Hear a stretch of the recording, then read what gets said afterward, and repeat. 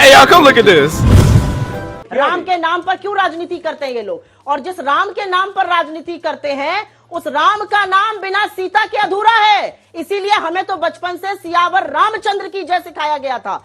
जिस सीता के बिना उनका नाम अधूरा है, उस सीता के अस्तित्व को इन्होंने एक लिखित पार्लियामेंट में बोला है। सीता मिथ्या थी, किसी को नहीं पता वो कहां से आई। ये मिथ है कि सीता जो थी वो अर्थ से उपजी थी, वो छोड़ दीजिए।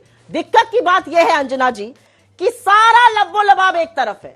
ये इनके आंकड़े, हमारे आंकड़े नहीं है। एनसीआरबी का डेटा आया है, इस देश में हर घंटे 5 दिहाड़ी मजदूर आत्महत्या करते हैं। 5 दिहाड़ी मजदूर 1 घंटे में आत्महत्या करते हैं। लेकिन अडानी जी हर घंटे 85 करोड़ रुपए कमाते हैं और दुनिया के तीसरे सबसे अमीर आदमी बन गए। इस देश में इन्होंने गरीबी और अमीरी के बीच की इस खाई को इतना बढ़ा दिया है कि आज लोगों को समझ में नहीं आ रहा।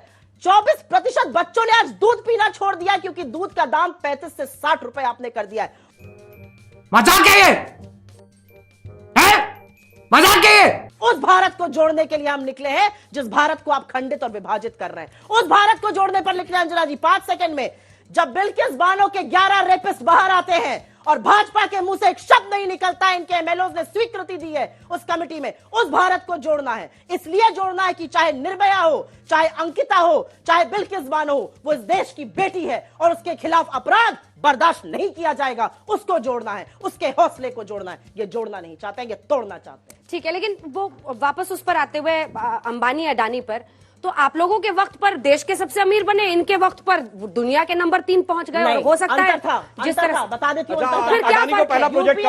1 मिनट रुक जाइए। अडानी का पहला प्रोजेक्ट भी अभी आपको बताती हूँ। यूपीए के कार्यकाल के दौरान 2004 से 2014 के बीच 10 साल में 27 करोड़ लोग गरीबी की सीमा रेखा के ऊपर निकले। अगर इनके अंदर हिम्मत है तो बताएं मुझे, जो मैं आंकड़ा देने जा रही हूं। शाबाश।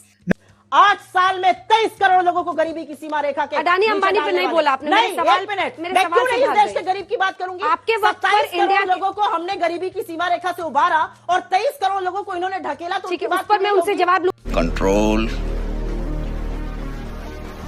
लूंगी। आपकी इस बात पर मुझे मेरे सवाल का जवाब दीजिए। कॉर्पोरेट इंडिया को डेवलप होना चाहिए। कॉर्पोरेट इंडिया का आप करें तो कॉर्पोरेट का डेवलपमेंट, ये करें तो नहीं, बिल्कुल नहीं। कॉर्पोरेट का डेवलपमेंट करिए, लेकिन लोगों के डेवलपमेंट को भूलिए मत। लोगों को गरीबी की सीमा रेखा के नीचे मत ढकेलिए। आपने लोगों को गरीबी में ढकेला है, अर्थव्यवस्था में, देश में गरीबी बढ़ाई है, ये उनका सीधा आरोप। सिर्फ ये कहना चाहूंगा, राडिया टेप्स याद है जिसमें एक बहुत बड़े उद्योगपति ने कहा था कि कांग्रेस पार्टी तो अपनी घर की दुकान है।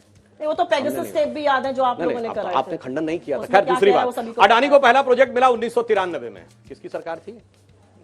अभी लेटेस्ट राजस्थान में क्यों दिया प्रोजेक्ट? भाई 8 साल। अरे सुनिए तो, ये बताइए मुझे, अब इतना भी मत करिए। सबसे ज्यादा अडानी की संपत्ति में वृद्धि हुई, मैं आप जाके चेक करिए, 2011 में सीधे डबल हुई और देश के सर्वोच्च उद्योगपतियों के उसमें जाकर हो गए। सुनिए, फूड कॉर्पोरेशन ऑफ इंडिया से 15 साल का कॉन्ट्रैक्ट अडानी को मिला 2006-7 में, इनकी सरकार थी। और तो और केरल में जहां कम्युनिस्ट पार्टी की सरकार है, जहां सांसद है, वो भी दे दिया है। अरे भाई, सारा ड्राइव आप चला रहे हैं, बहस मुझसे करते हैं। सुप्रिया क्या बात करती हैं? अंबानी हमारे जमाने में बने थे। 1980-90 में अंबानी बढ़ते बढ़ते कितना बड़का नेता होते चले गए। एलएनटी को पीछे छोड़ दिया 1990 के दशक में। अब आप ऐसे कह रहे हैं जैसे वो कोई खोमचा लगाते थे जाके करोल बाग में। अगर तुम लोग नए हो तो सब्सक्राइब करो, वो जो लाल वाला बटन है उसके साथ सूर्य नमस्कार करो या फिर अनुलोम विलोम, मुझे नहीं पता, बस क्लिक हो जाना चाहिए।